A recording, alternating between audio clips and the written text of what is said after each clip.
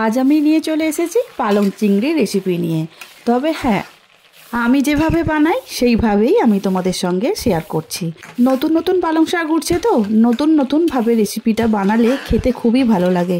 আর পালং শাক ভালোবাসে না এরকম মানুষ একটু কমই আছে। তবে হ্যাঁ, নতুন নতুন বেলায় যতটা ভালো লাগে, যখন অনেকটা পুরনো হয়ে যাবে, দামও বাজারে কমে যাবে, তখন কিন্তু আর খেতে ভালো লাগে না।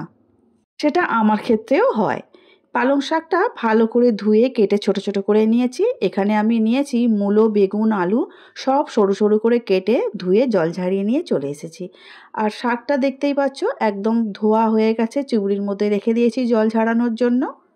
আমার ভিডিওটা লাইক দিয়ে আর সম্পূর্ণ দেখার জন্য অনুরোধ রইল। আর টেনে দেখলে কিন্তু বুঝতেই পারবে না আমি আজকে রেসিপিটা কেমনভাবে বানালাম। এখানে আমি চিংড়ি মাছ নিয়েছি। চিংড়ি মাছের খোসাগুলো খুব ভালো করে ধুয়ে পরিষ্কার করে নিয়েছি। চিংড়ি মাছগুলো একটা বোলের মধ্যে নিয়ে নুন হলুদ মাখিয়ে আমি সাইডে রেখে দিচ্ছি।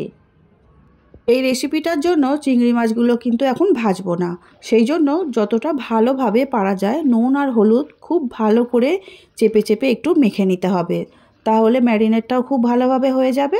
সেই জন্য নুন হলুদ মাখিয়ে আমি 10 মিনিটের জন্য রেখে দিয়েছিলাম।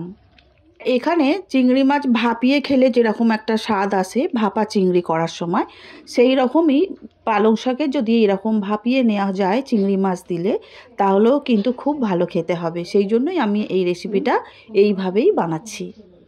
তাহলে চলো রেসিপিটা শুরু করা যাক। কড়া বসিয়ে দিয়েছি, কড়ার মধ্যে 2 চামচ সরষের তেল দিয়েছি। তার মধ্যে দিয়ে দিচ্ছি 1/2 টেবিল চামচ, 1 টেবিল চামচ গোটা জিরে আর 2টো শুকনো লঙ্কা।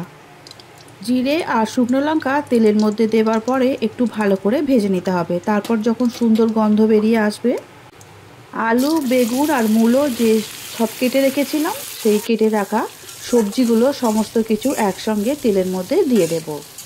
2 থেকে 3 মিনিট একটু ভেজে নেব। খুব বেশি ভাজার কোনো দরকার নেই। আর যেহেতু পালং শাকের রেসিপি হবে, সবজিগুলো খুব বেশি ভেজে নষ্ট না করাই ভালো, একটু হালকা করে ভেজে নিলেই ভালো হবে। এরপরে এর মধ্যে দিয়ে দিলাম একটা বড় সাইজের পেঁয়াজ সরু সরু করে কেটে রেখেছিলাম। সেই পেঁয়াজ কুচিটা এই আলুর সবজির মধ্যে দিয়ে দিলাম। পেঁয়াজটাও সবজির সঙ্গে নাড়াচাড়া করতে করতে 2-3 মিনিট ভাজা হয়ে যাবে। আজকে আমি যেভাবে বানাচ্ছি পালং শাকের এই রেসিপিটা তোমরা বাড়িতে অবশ্যই একবার ট্রাই করে দেখো। আমি কথা দিচ্ছি খুব ভালো লাগবে খেতে। চিংড়ি মাছে নুন হলুদ মাখিয়ে রেখেছিলাম, সমস্ত চিংড়ি মাছটাই এখন কড়ার মধ্যে তুলে দিয়েছি। এবারে পেঁয়াজ, চিংড়ি মাছ আর সমস্ত সবজির সঙ্গে খুব ভালো করে নাড়াচাড়া করে নিচ্ছি।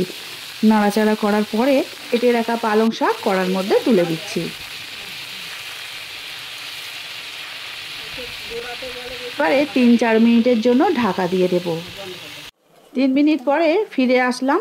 একটু নাড়াচাড়া করে দেব, কারণ ওপরের শাকগুলো নিচের দিকে দিয়ে দিতে হবে, তাহলে নিচে যে সবজিগুলো ঢাকা পড়ে আছে সেই সবজিগুলো আবার ওপরের দিকে চলে আসবে। এইভাবে একটু নাড়িয়ে চাড়িয়ে দিলে শাকগুলো অনেকটাই কমে আসবে। আর আগে থেকে একটু মুসুর ডাল ধুয়ে রেখে দিয়েছিলাম, সেই মুসুর ডাল ধোয়াটা আমি এখন তুলে দিচ্ছি শাকের ওপরে।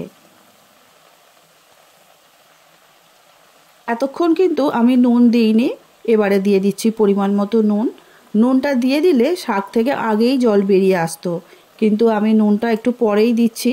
আর দিয়ে দিচ্ছি কাঁচা লঙ্কা, ঝাল অনুযায়ী কাঁচা লঙ্কা, আর হলুদ দিলাম 1/2 চামচের মতো। আর যেহেতু শাক রান্না হচ্ছে তাহলে একটু তো চিনি দিতেই হবে। শাকটা একটু মিষ্টি মিষ্টি না হলে ঠিক ভালো লাগে না। আর তোমাদের যদি মিষ্টিটা পছন্দ না হয় তাহলে বাদ দিতেও পারো, কারণ মুসুর ডালেও কিন্তু একটু মিষ্টি ভাব থাকে। মুসুর ডালও খুব ভালো করে নাড়াচাড়া করে শাকের সঙ্গে একটু মিশিয়ে নিচ্ছি।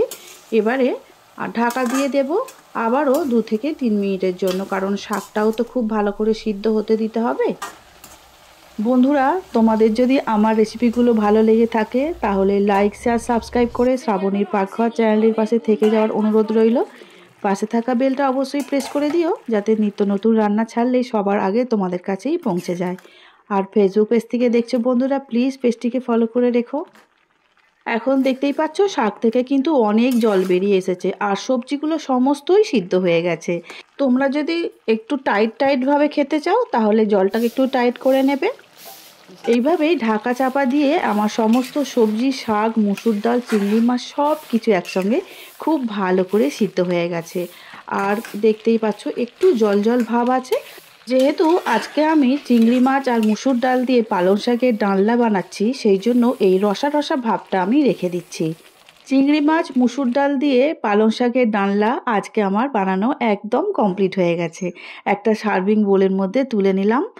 আজ তাহলে আসছি, দেখা হবে অন্যদিন নতুন রেসিপি নিয়ে।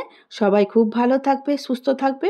আমার ভিডিওটা দেখার জন্য অসংখ্য ধন্যবাদ। আজকের মতো টাটা।